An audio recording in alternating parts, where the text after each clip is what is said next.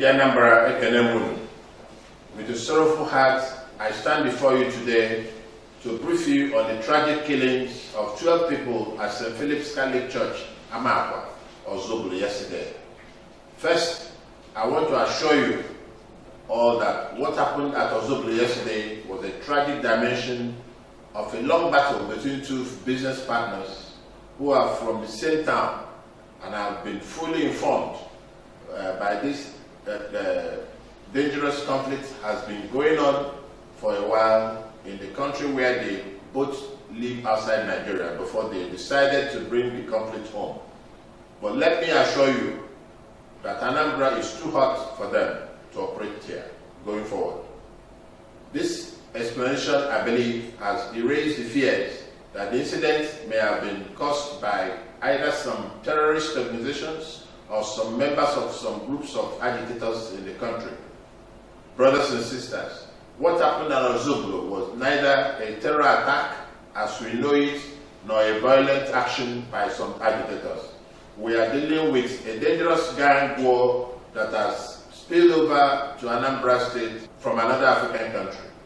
But this is the last time it will happen under my watch. Fellow citizens, I want to assure you that we are on top of this situation. We are completely in charge here. The people directly and remotely involved in this crime are known to the law enforcement agencies. But no suspect, no matter how highly placed, is above the law. So we are taking bold steps to bring them to book and restore the peace and tranquility that Anambra State has enjoyed since the past 3 years. Sincerely, there is no cause for fear or alarm here. Anambra State is safe. Our churches and places of worship are safe.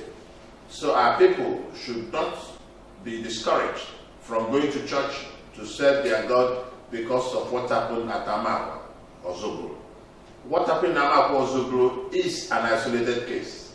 It will not happen again. The Anambra should continue to sleep with both eyes closed because we are staying awake for them. In the words of Wendell Phillips, the American abolitionist and liberal activist, I quote, "The price of liberty is eternal vigilance," unquote. We have chosen to stay awake that Anambra may find sleep.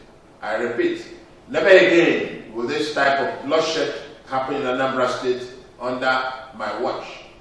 In the Anambra, in all our 25 years history, never has a single act of senseless violence consumed so many lives. I strongly condemn this wanton killing of our fellow citizens who left their loved ones in the early hours of Sunday morning to worship their God.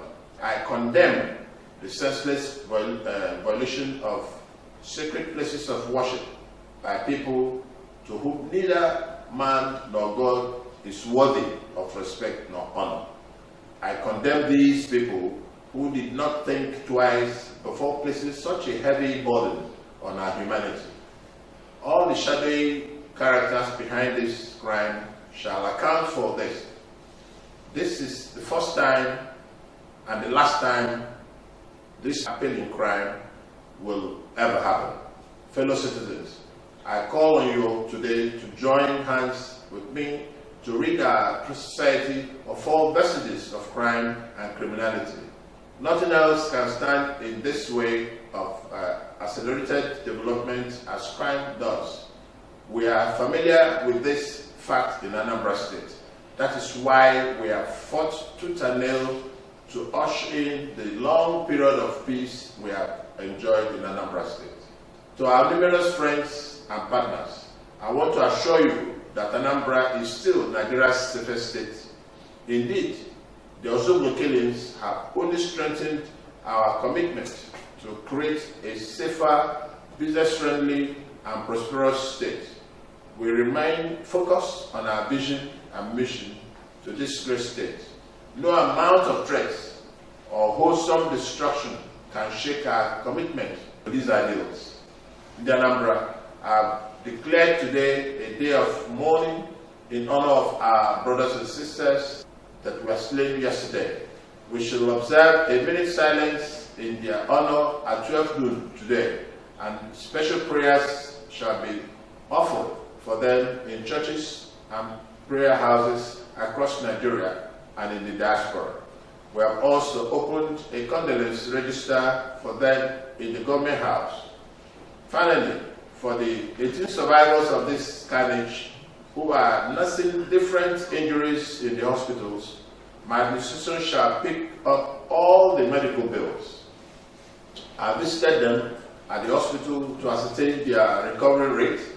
I've also dispatched 50 additional medical doctors to the hospitals to ensure that they have access to the best medical care as possible. Indeed, all hands must be on deck to save more lives. At this juncture, I want to thank the President of the Federal Republic of Nigeria, President Muhammadu Buhari, who called me last night from London to commiserate with Anambra on this tragic incident. I must also thank the acting President of the Federal Republic of Nigeria, Professor Yemi Osinbajo, who also called me last night to console me on this. My gratitude goes to everyone who has called my team and I to say a soothing word since this incident happened. Your calls have reaffirmed my belief that we are one people under God. It has strengthened my faith in the unity of this country. Anambra State has survived incredible odds in our modest history. This too shall pass. God bless Anambra State. God bless Nigeria. Thank you, darling.